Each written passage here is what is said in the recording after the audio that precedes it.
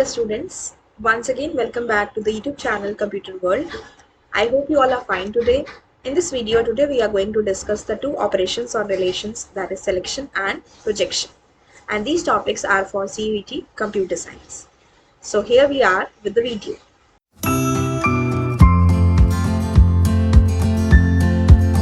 So here in this we have the first topic, that is selection. If we talk about selection students, selection एक ऐसा operation है हमारे relations पे. Relations means tables, in which rows to be returned from a table based on some condition. यानी कि selection operation जब भी हम किसी टेबल पे अप्लाई करते हैं तो हम उसमें से रोज को फाइंड आउट कर सकते हैं based on some condition, and it chooses the horizontal set. Horizontal means left to right. For example, अगर हमारे पास ये एक टेबल है और रिकॉर्ड्स हमारे किस तरह से होते हैं, horizontally, and these are the columns which are vertically. तो सिलेक्शन ऑपरेशन जब हम लगाते हैं, दैट इज सेलेक्ट स्टेटमेंट जब हम लगाते हैं MySQL में, तो उससे हम क्या रिट्रीव करते हैं, we retrieve the records. So it chooses the horizontal subset and it is denoted by the sign sigma, and representation इसकी इस तरह से होती है like sigma C and then the table. C can be any condition which is applied on a column, or it can be any row, right? So if we talk about the selection implementation, generally हम कैसे करते हैं, generally we write down select star from teacher. For example, मेरे पास एक table है teacher के नाम से and I want all the records of the table, so my statement will be select star from teacher. तो MySQL में क्या होगा कि इस टेबल में जितने भी रोज और कॉलम्स हैं that will be shown to us. और अगर मुझे इसे सिलेक्शन ऑपरेशंस के थ्रू रिप्रेजेंट करना हो तो हम इसे कैसे करेंगे, सिग्मा एंड ब्रैकेट में टेबल का name. So that is how we represent the selection operation on the relation, right. Now if you talk about one more example, हमने यहाँ पे एक कंडीशन लगा दी, select star from teacher where salary is नल.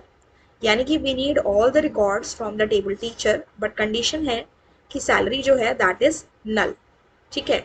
अब salary जो नल है इस केस में क्या होगा, जहां पे सैलरी नल है सिर्फ वो हमारे रिकॉर्ड्स रिट्रीव करके शो करेगा.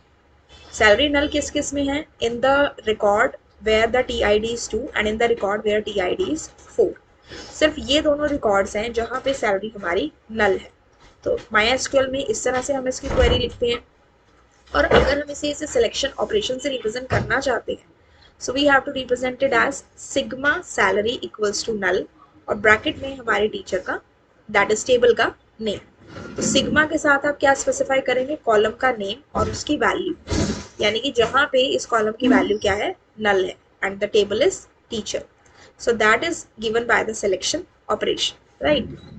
Now next is one more condition. अभी हमने एक कंडीशन ली थी, अब हम यहाँ पे दो कंडीशन ले रहे हैं. हमने कहा select star from teacher where TID is greater than 2, this is the first condition, and T name is equals to Preeti, और बीच में लगा हुआ है एंड. तो स्टूडेंट्स एज यू नो, जब भी हम एंड लगाते हैं तो हमारी दोनों कंडीशन सेटिस्फाई होनी चाहिए. ठीक है. तो TID greater than 2 and T name is Preeti, तो वो हमारा सिर्फ एक रिकॉर्ड है विच इज दिस वन, जिसमें TID 4 है, नेम प्रीति है और सैलरी उसमें नल है. तो इस तरह से हम इसे MySQL में रिप्रेजेंट करते हैं. अब यही चीज अगर हमें सिलेक्शन ऑपरेशन के थ्रू रिप्रेजेंट करनी हो तो हम कैसे करेंगे, sigma that is the selection symbol जो हमने लगाया, then first condition TID greater than 2, और एंड के लिए हमारा ये सिंबल है that is this V upside down V, and the next condition is T name equals to Preeti. ठीक है. जब भी आपको कंडीशन देनी हो ग्रेटर देन लेस देन, तो आप नॉर्मल साइंस लगाएंगे जैसे हम MySQL में लगाते हैं. सिर्फ एंड के प्लेस पे आपको इस तरह से साइन लगाना है that is upside down V, और के केस में आपका साइन V की शेप में हो जाएगा, और नॉट के केस में आपका साइन हैश की फॉर्म में हो जाएगा. तो सिग्मा के बाद आप अपनी कंडीशन देंगे, बीच में एंड है तो ये साइन लगाएंगे, और है तो ये साइन लगाएंगे, और नॉट है तो ये साइन लगाएंगे, और ब्रैकेट में आपने क्या स्पेसिफाई करना है, name of the table, like in this case the name of the table is teacher. ठीक है. So this is about the selection operation. ये सेलेक्ट करता है टेबल में से rows based on the given condition. ठीक है. आगे बात करते हैं. Next is projection. अब प्रोजेक्शन जो है just the opposite of the selection. अब ये क्या करेगा, प्रोजेक्शन का मतलब होता है कि हमें टेबल में से कौन से कॉलम्स को रिट्रीव करना है based on some condition. Selection में हम रोज को रिट्रीव करते हैं और प्रोजेक्शन में हम कॉलम्स को रिट्रीव करते हैं. इस केस में हमारा जो सिंबल होता है that is pi symbol and it chooses a vertical set. यानी कि इस केस में हमारी जो रिप्रेजेंटेशन होती है वो इस सिंबल के थ्रू होती है which is the symbol pi. Selection में भी वही यूजिंग द सिंबल सिग्मा और प्रोजेक्शन में हम क्या यूज कर रहे हैं पाई। एंड सिलेक्शन में it chooses the horizontal set that is left to right और प्रोजेक्शन के केस में वर्टिकल सेट को चूज करता है दैट इज द कॉलम्स। ठीक है, अब आपको इसकी रिप्रेजेंटेशन करनी हो तो कैसे करेंगे, पाई ए का मतलब टेबल के एट्रीब्यूट्स मींस कॉलम्स। उसमें हम क्या ले रहे थे, कॉलम्स की कुछ वैल्यू दे रहे थे। ठीक है, और ब्रैकेट में टेबल का नाम एज इट इज जैसे हम सिलेक्शन में लेते हैं। सो हेयर जो ए है दैट इज द नेम और the names of the columns. एक कॉलम भी हो सकता है या कॉलम से कोमा से सेपरेटेड एक से ज्यादा कॉलम्स भी हो सकते हैं। ठीक है, नाउ अब हम इसे किस तरह से इम्प्लीमेंट करते हैं। जनरली जब हमें किसी भी टेबल में से कोई भी कॉलम चाहिए तो हम सिंपली कैसे लिखते हैं, select the name of the column from the name of the table.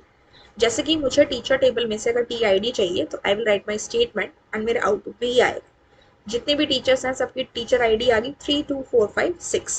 अब यही चीज अगर मुझे रिप्रेजेंट करनी हो प्रोजेक्शन के through, so how I will do it, the attribute T I D can be represented as pi, projection का symbol pi, column का name is T I D that is name of the attribute और bracket में हमारे table का name which is teacher. ठीक है, इस तरह से हम रिप्रेजेंट करते हैं। और मान लीजिए मुझे एक से ज्यादा इसमें कॉलम चाहिए होता तो कॉमा लगा के हम दूसरे कॉलम का भी नेम लिख देते। ठीक है, इसके बाद बात आती है जैसे कि यहाँ पे मुझे 2 कॉलम्स चाहिए एंड कंडीशन भी हमने इसमें पुट कर दी। आपकी मर्जी आप इसमें कंडीशन लगाना चाहते हैं या नहीं लगाना चाहते। हमने कहा select T I D comma T ने 2 कॉलम्स ले लिए फ्रॉम द टेबल टीचर जहाँ पे हमारी टी आई डी जो है वो ग्रेटर देन 2 है। तो इस केस में I need 2 columns T I D and T name. ठीक है, and T I D greater than 2 किस में है, 3 4 5 6 4 रिकॉर्ड्स हैं हमारे पास। तो उनके नेम्स भी आ गए और उनकी टीचर आई डी भी आ गई। अब यही चीज अगर हमें प्रोजेक्शन के थ्रू रिप्रेजेंट करनी हो तो सबसे पहले उसका सिंबल लगाएंगे which is pi, then we have T I D that is the name of the first column comma T name the name of the second column. अब ये जो कंडीशन लगी है वो कॉलम पे लगी है लेकिन उसके अकॉर्डिंग हम क्या रिट्रीव करेंगे, रोज रिट्रीव कर रहे हैं।